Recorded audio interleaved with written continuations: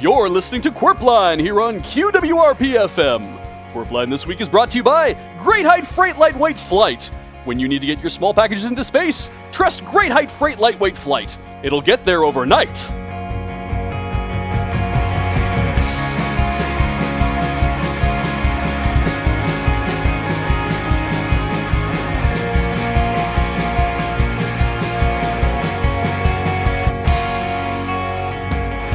Good morning and welcome to Qwerpline. Big G Money here with A-Train. How's it going, Alex? You know that feeling like when you're walking upstairs and there's one less than you think there is?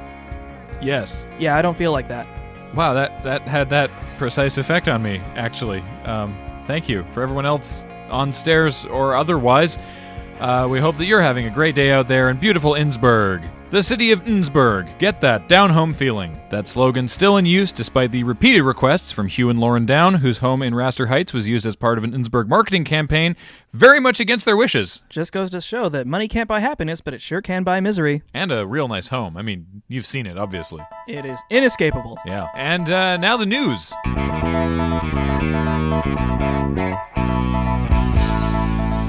An update for the athletically inclined, the Innsbruck Marathon, which was, of course, delayed by the untimely death of the Honorable Richard Thurston, has been rescheduled for mid-January, prime black ice season here in Innsbruck. Well, on the plus side, they won't get wet during the steeplechase. It will be a hard landing, though. Are you looking forward to firing the ceremonial blunderbuss? Oh, right! I get to do that now! I gotta get certified. For what? You need a heavy weapons permit. For the ceremonial blunderbuss? Have you seen it? Ceremonial in name only. That thing's a cannon. So you need a heavy weapons permit because it's very... excruciatingly heavy. It's Right. made of iron. Okay. And in other news, an update on the Innsbruck fourth quarter tree lighting ceremony. After a nearly week-long ordeal of kerosene and progressively less safe blowtorch use, the tree is at last, mercifully, on fire. The gathered crowds have finally been able to return to their homes. And good news for those of you with petroleum allergies, it's safe to go shopping now. And a reminder about the upcoming Brown Tuesday sales at Nattering Pines Mall. Where this year's slogan is, really? Fill your drawers with value. And a reminder, of course, as with every Brown Tuesday, to finish up all of your shopping before 12:01 a.m. on Wednesday when the doors lock. Graham's not joking around. I was locked in on a Brown Tuesday last year. Oh yeah, what was that like? Shitty. I don't know why I didn't see that coming a mile away. And speaking of which, it's time to check in with Richter Hammock Slam up in the QWRP Traffic Coopter. How's it going out there today, Richter? No, don't touch that. Fine, Graham, everything up here is fine and dandy. It sure doesn't sound like that, Richter. No, the traffic is good and fine with me and today's young partner, Joy. Your name is Joy, right? I'm pushing all the buttons. Great. Right! It's take your daughter to work day. Right. Wait. Richter doesn't have kids. What? That's right, Graham. But while I don't personally own a child of my own, there were several in the vicinity of the QWRP helipad this morning, ready and willing to enter my helicopter. I won't say I wasn't curious about how the other half lives, but I'm happy to do a service to the generations of tomorrow. Mommy said this was cheaper than daycare. Did we have a school group going through the studio this morning? Did we? I hope so. I hope not. Now, Joy, I want you to keep an eye on that dial there. That's the altimeter, also known as Daddy's Don't Die dial. My mom says my dad's a deadbeat. Are you my new dad? According to the bingo on this fuel gauge for the next 20 minutes, yes, I am. Yay! Will you remember Christmas? And my birthday? When were you born? July 5th, 2009. What time? I don't know. My mommy just says it was inconvenient. Well, that sounds like rush hour. And if that's the case, then your daddy was looking down on you the day you were born and will always be up looking down on you well into your old age. Like we're looking down on that car that's on fire? Exactly like that. And can you tell our good listeners where that smoldering wreck is located? In Geneva Drive. That's a big word for such a brave little girl. That's all for traffic today, Graham. Back to you. Wow, actual traffic again. Yeah, let's just gloss over the fact that Richter kidnapped a child. Well, she's pretty good at the job. Can we just fire Richter and keep her? She's always welcome to intern when she turns 19. Yes, please. Speaking of which... rock. We now go to our summer intern, Derek, who is down at the seasonal reopening of the Innsbruck Rum Tunnels historical tour site and car wash. Hi, guys. The car wash is looking awesome. Did you take the QWRP mobile broadcast van in for a clean like we asked? I did, but they told me to remove the antennas before I brought it in. I thought I had enough space. So we have to talk later? Fantastic. I thought I was doing you a favor, because you said you never want to be in that thing again. I guess I should be more careful what I wish for in future. You're like a human monkey paw there, Derek. I saw a movie about that once. Did you learn anything from it? No. Derek, Now that I think about it was more about a human with monkey paws. the Rum Tunnels historical tour site. Right, yes. So I'd only been here 3 times in my youth, mostly with my dad, but I had to wait outside. But he really liked it because he'd always come out really happy and kind of dizzy. Well, they have some really good samplers down there. I figured it was because all the tunnels move in circles. Are we still doing this interview? Who are you? Why'd you come out of the cave? Because I work here. Sorry, let me introduce myself. I'm Sandra Brentmore. I'm the president of the Innsbruck Historical Rum Tunnel Society. I have a terrible case of laryngitis. Turns out caves are incredibly damp. You're gonna have to speak up so they can hear you on the other side of the radio? We can hear her just fine, Derek. God, it's like she swallowed 8 cans of gravel. If you guys think it's fine, then I'll continue with the interview. Miss Brentmore, can you give me a tour of your magical cavern? Oh, no.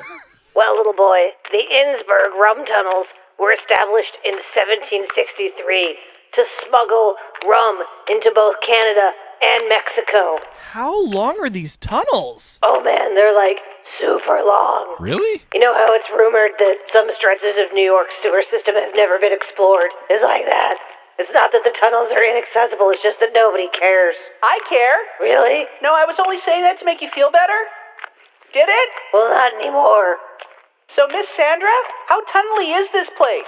Well, there's 8 tunnels that we've brought back to their original rum running glory. But we're still discovering new nooks and crannies every single day. Oh, that's cool. So it's like a whole secret passage. What's this here? Whoa, whoa, whoa, don't touch that! Neat. Can you name this one after me? If we were going to name a tunnel every time we found a new one, we would run out of names. The ground under Innsbruck is like Swiss cheese if the holes were filled with old rum. And occasionally a skeleton. He doesn't look like a skeleton. What? What? Hi. Hello. You don't look like you're from the 1920s. Are you a tunnel ghost? I have a ghost living inside me. Shut up. Hey, how did you get in here? Are you 4 here with the search and rescue? Are you here to save us? Yo, Chuck, who is it? Is the search and rescue? Well, we're search and rescue. Yeah, but you're drunk. These guys can stand up straight. Oh, we'll carry on then. Woo. All right. Oh my god, Derek, are these? The Maze Runners? Alex, that is a shitty nickname. Steve down at the Innsbruck Sentinel is a hack, and he should be ashamed of himself. Oh, yeah. Are you the people from the maze corn? I think so. It's all so long ago. It's been 6 weeks. Oh. How are you all still alive? Well, there's all this rum. Wait, you've been in here for 6 weeks? What have you been eating? You know the Donner Party, right? Oh, God. I don't get it. I'm just joking. We've been eating cave moss. It's real good with rum. You know what, Chuck? Wait, if these are the people that went missing in the corn maze and the people we sent in to find the people who went missing in the corn maze, how did they get trapped in the Innsbruck rum tunnels? I was in the maze, and there are all these holes. Fell down one of them, and I blacked out. Then I found this rum. I blacked out. Then you 4 were here. I might black out again. There's only 2 of us here. Sandra, do you have a ghost inside you too? Oh my god, how much of this rum did you drink? It's like 100 years old. I know. Jimmy tried to light a bottle on fire so we could read, but then we kicked the shit out of Jimmy for burning the rum. Well, you're rescued now. We don't want to go. It's nice here. There's rum. Well, you have to go because this is a registered historical site of Thurston County. Okay. Guys, grab some bottles. We're taking this party to the pool. Those bottles are also registered historical artifacts of Thurston County. Oh, don't worry. I always collect the bottles for the deposit anyway. Well, there you have it, Graham and Alex. The Innsbruck Rum Tunnel tour site and historical car wash is open from 11 a.m. till 7 p.m. on weekdays, and these guys got real dizzy and happy like my dad used to, so I'm gonna go with them down to the pool to make sure everything's chill. And the lady who runs the place is a ghost insider too. Wait, Derek, what about the people? Derek? I swear, if the Sentinel scoops us on this story, I am going to be even madder at Derek than I already am. Well, we will try to catch up with Derek after this short break. When we come back, what? We have, excuse me? We have a caller? Two? Why? Fuck you, Gus. Are you trying to sabotage our chance at a Radio Emmy here? God! Ladies and gentlemen, we have a couple guests on the phone. Local high-tech, really? Wunderkind, Darren von Spront, and Are You Serious? Local inventor Raphael Crinklestoop. Well, thank he's not in the studio. How are you gentlemen doing today? Wunderbar. Irritated. What matter of great import have you phoned us with today? We'll start with Mr. von Spront. Certainly, Graham and Alex, and thank you for having me on your program. I look for nothing more than a peaceful solution to this patent dispute I have with Herr Crinklestoof. Herr Crinklestoof, you'll find I'm 98% bald. Sorry, this is about a patent dispute? What's the patent for? I've created a new wonderful device to heat food on the outside of people's houses. I call it a sun funnel, or sunnel for short. I think it'll sell excellently. Sunnel? See, it's already catching on. That's patently false. See, a little joke I put in there. No, Herr Crinklestoof, I am the developer of this solar collector, which I intend to use for my own benefit, as I intend to sell it to the military-industrial complex. Poppycock! What use could the military have for a long-range, high-intensity outdoor food cooker? You ancient fool! This thing is a weapon of high power, capable of burning aeroplanes out of the sky! So, for defense. Well, they figuratively say that the best defense is a good offense. Alex, this is something that is purely for defensive purposes. When built on a flat plane, only things above it could be targeted. However, if someone were to, say, build it on the side of a hill, mein Gott, Crinklestoof, you maniac, what have you done? Of course I've already mounted my prototype. It's on Old Wives' Peak, and I've been aiming it at the windows of ordinary citizens, cooking the pies on windowsills with nothing but clean, renewable solar energy. That recent string of pie fires suddenly makes horrible, horrible sense. Why, just this morning I was thoughtfully baking cookies inside someone's car on Ingenika Street. Oh. That's why I've called you, Your Honor. I need you to ratify this patent for me before this fool steals my invention and sells it to the U.S. government. Or whatever government he works for. Government's nothing. I intend to sell this to Lockheed Martin for a cool $500 million.